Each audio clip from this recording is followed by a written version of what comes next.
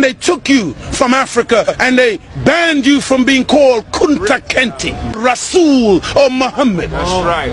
When they took us on that westerly course, then they forced us into their names. Teach. And they called us Smith, Jones, Robinson, Green, Brown, Hogg. A black man called Mr. White.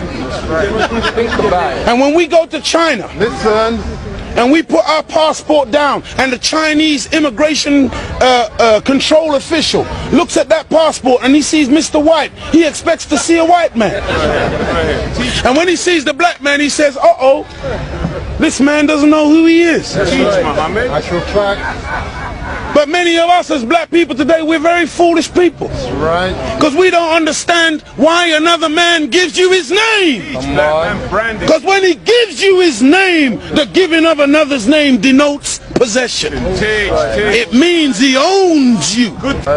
As long as you're walking in another man's name, he knows he owns you. You can talk as strong as you like. Yeah, I'm for black, yeah, Mrs. White. Yeah, they're laughing at you. Because they know that when you take another's name, that's why in marriage, in the tradition of marriage, the woman takes the man's surname. Go ahead. And leaves her maiden name, because that taking of the other's name denotes possession. In the event of divorce, you don't walk around with the other man's name. You now relinquish that name because you're no longer with that one. What brings about insecurity is when you have a false concept of yourself. And the false concept of self is white supremacy. They believe that they are better because they are white. And as a result, see, when a man has that kind of silly mentality, Hitler had the silly mentality that the white man, the Aryan, is superior. So then at the Olympics, Jesse Owens kicks up all the Aryans. Hitler is outraged. He's angry. The white man pushing white supremacy. That's why they would cut off our penis when they would lynch us. Penis envy. They're afraid of the black man because of our potency, because of our manliness. Because when you look at the black man, he's a real man. He's strong. So then they would have us as mandingos, fighting one another. That's why even today, they want to be the heavyweight champion of the world. They can't find a white man to do it.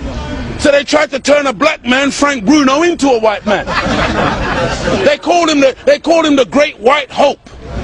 They're desperate. We're not allowed to play golf. Why are we not allowed to play golf? Because we are inferior. We can't play the game. But let one black man into golf. Then all of a sudden there's a tiger in the woods. And he doesn't just play golf, he becomes the master. We're not allowed to play tennis. Let black people into tennis. We go straight to Wimbledon and win it in 1935. A black woman. Now Venus and Serena, they run out of opponents. They have to play each other. The white people cannot compete on an even playing field.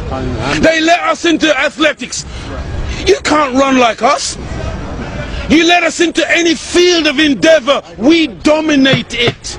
So they feel, and they become very afraid of anything that goes contrary. And so every time a black man stands up for black people, Martin Luther King, shot down. Malcolm X, shot down. Patrice Lumumba, shot down. Steve Biko, shot down. Everyone. Nelson Mandela, they locked him up for 27 years. We can count back 400 years of the most brutal treatment. Look, they took my name, my language, my culture. They killed my mother, my father, denied me religion, disallowed me to read or write for over 300 years. Reduced me to the level of an animal, where they branded me on my chest, branded me on my buttocks with a branding iron. And they called me 3/5 of a human being in the American Constitution. Is that the act of a human being or the act of a devil? It's for you, you answer it. we're just calling white people names. No! We're just going on the basis of what we have experienced. Black people were taught to hate ourselves. That's right. Even to this day, many of my people suffer from self-hatred. Teach Muhammad. And you will see us trying to change our skin color. Teach Muhammad. When I was born in the 50s, in Jamaica, they would take, you know, like my nose, the mothers would sometimes take the nose and try to squash it, to hate self, that they felt that the baby was ugly if it had thick lips and broad nose and black skin. And so this is in order to counterbalance that degree of self-hatred, there had to be a teaching given by Elijah to black people that would allow us to fall in love once again with ourselves. See, because look, I know you're a wise man, and so you must understand that I'm a baby in wisdom, but I'm not a fool. And he's saying here today that the Caucasian is in fact the oldest group on the planet. I beg to differ. Look, one of the most famous anthropologists is Professor Leakey. And when Professor Leakey went in search of the origin of human beings and human species, he didn't stop very long in Europe. He went to Africa. And the oldest bones and the oldest human beings to this day that you call Zinjanthropus, using the Latin meaning Zin and Xanthropus, meaning a black man, that oldest man, they say, is millions of years old. You went back and found one even older than that. You called her Lucy, a black woman. Go ahead. And every sensible historian, anthropologist today agrees that the black man is the father of human beings. Even your geneticist, Mr. Mendel. Go ahead. You have Mendel's law. Go ahead. Mendel says that light eyes are recessive, light skin is recessive. You can take the recessive, the dark skin is dominant, the dark eyes are dominant. You can take the recessive from the dominant, but you can't get the dominant from the recessive. This is Mendel's law. And so all of your scientists have proved that you can't look. Black is not even a color. That's right. Black is the mother and father of all colors. And if you want a baby, even if the woman is a white woman, the baby has to come out of the triple darkness of her womb. And this is the origin of all life. Within the black, you have the whole color spectrum. But in white, two white people laying down together, they can only produce white. But two black people in darkest Africa can lay down together and produce albino with blonde hair and blue eyes. That's right. Teach Muhammad. This happens all the time. And so we need to really get these facts correct today and understand that as gray as your hair is, you are listening to your father today. Teach Muhammad. This is daddy talking. Teach. And we mustn't turn. No, this is true. I'm not mocking. The white man, he came into what he called a new world. Teach Muhammad. And so all of a sudden you started to name things. Teach Muhammad. So that's why you called it America, based on, what was his name?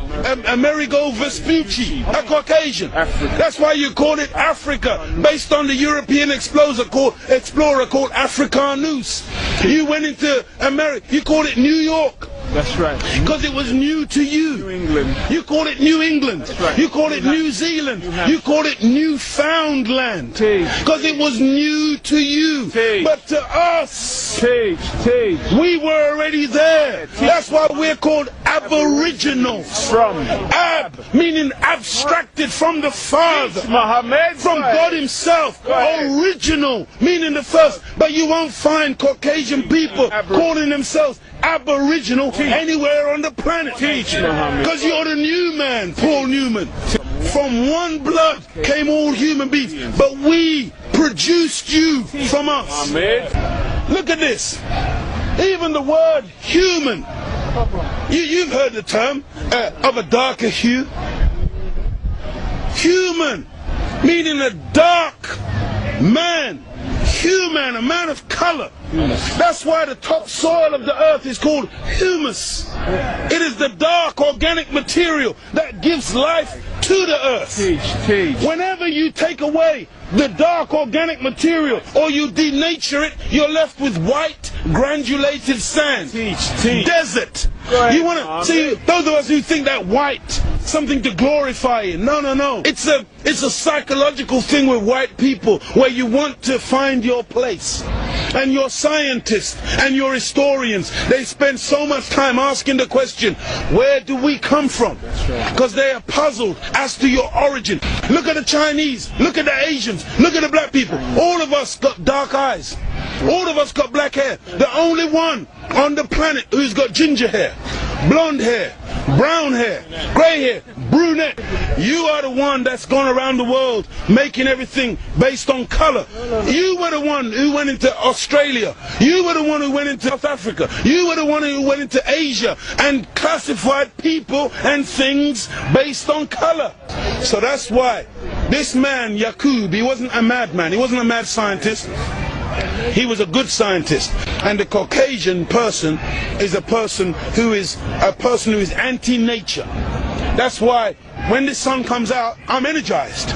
Me and the sun, we got a relationship. I love the sun. I don't need no sunscreen. I don't get cancer from the sun. Me and the sun have got a good relationship. I love it and it loves me. But white people, you got to put sunblock on. You got to hide from the sun, because now you might get a little melanoma. Part of me on you, that means you're